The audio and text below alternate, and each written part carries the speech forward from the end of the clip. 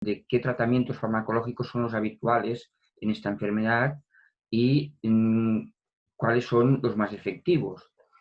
Está claro que la pregunta es muy ambiciosa, pero me tengo que ceñir a los tratamientos actuales y realmente pues tenemos tratamientos que yo dividiría para entender un poco esta cuestión.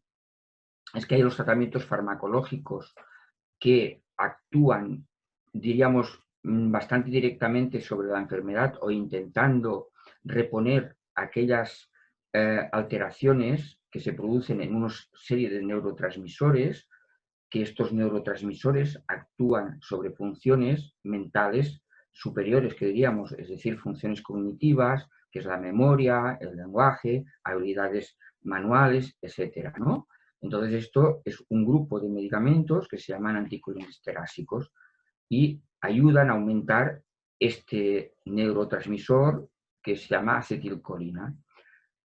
Podríamos hablar en este grupo de fármacos que la esperanza que le damos a la familia y al paciente sobre este tratamiento puede ser alta.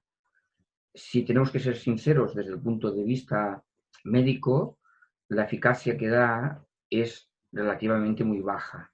Es decir, actúan para preservar o frenar, que yo utilizo mucho esta palabra, frenar un poco la evolución de la enfermedad. Quizá después podríamos hablar, a lo mejor, si nos lo permite el temario, de que la enfermedad pues, es una enfermedad neurodegenerativa y las enfermedades neurodegenerativas tienen muchos problemas hoy en día porque tenemos muy escaso conocimiento porque se produce la neurodegeneración, ¿no? Y entonces pues no podemos actuar sobre las cuestiones básicas por qué se desarrolla la enfermedad.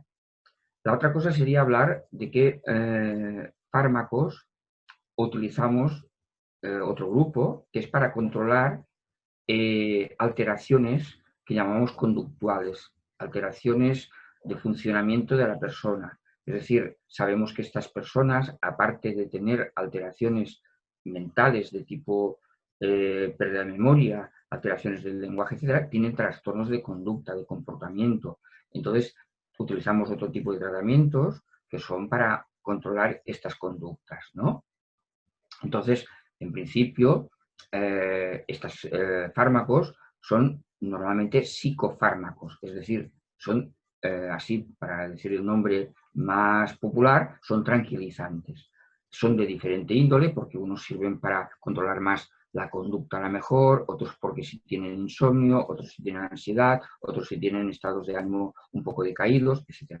Eso serían los rasgos fundamentales del tratamiento farmacológico en estos enfermos.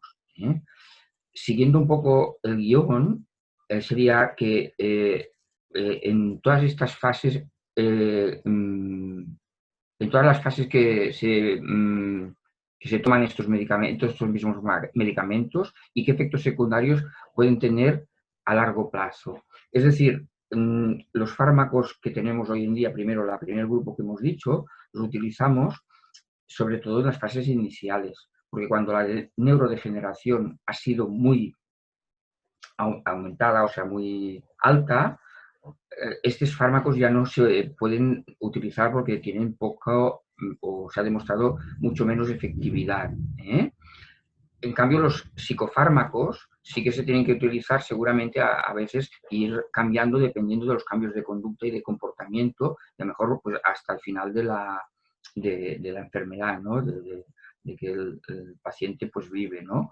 Efectos secundarios, en principio, claro, como todos los medicamentos tienen efectos secundarios, pero la verdad es que tienen una tolerancia en general bastante buena o muy buena.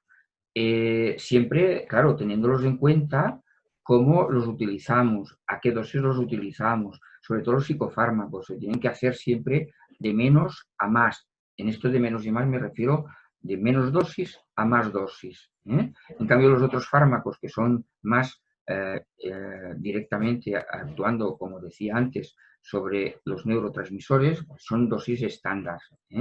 Y todos los medicamentos tienen efectos secundarios, pero como digo, generalmente tenemos pocos efectos secundarios y se pueden de alguna forma pues, controlar bastante bien estos efectos secundarios.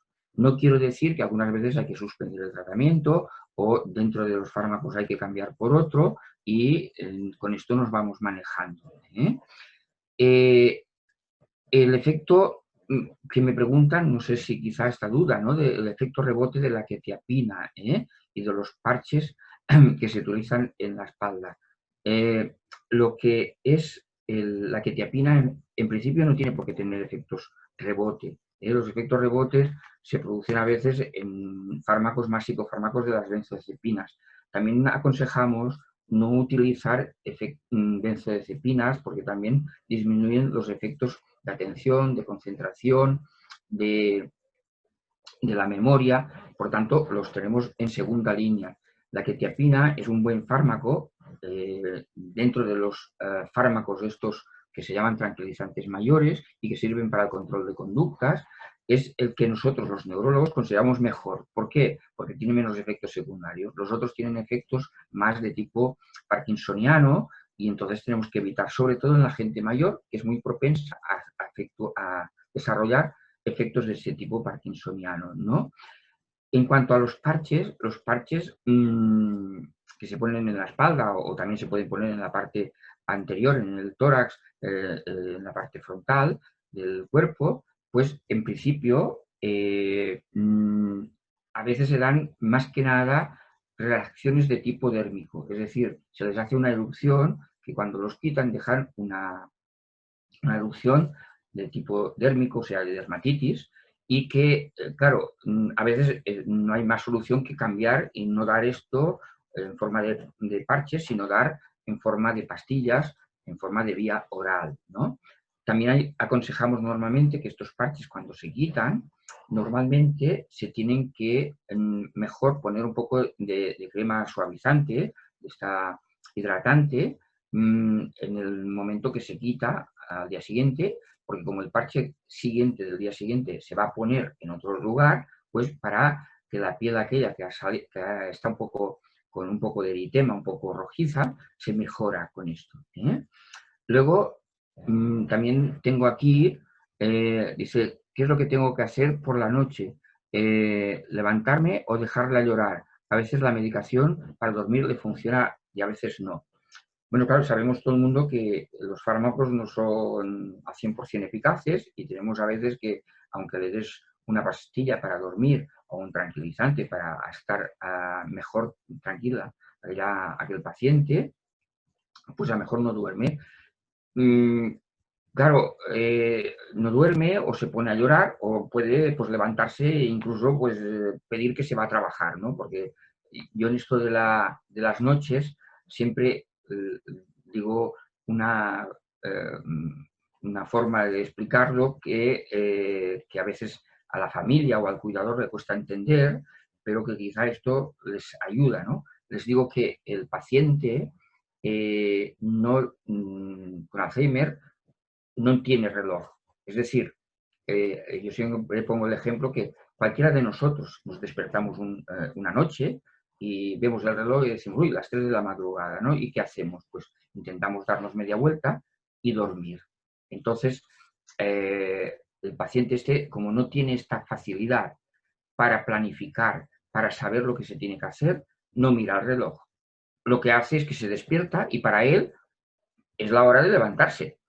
Y como además puede tener recuerdos antiguos de cosas de que hacía, puede decir que se va a trabajar incluso. Entonces es difícil de sacarle de esta situación.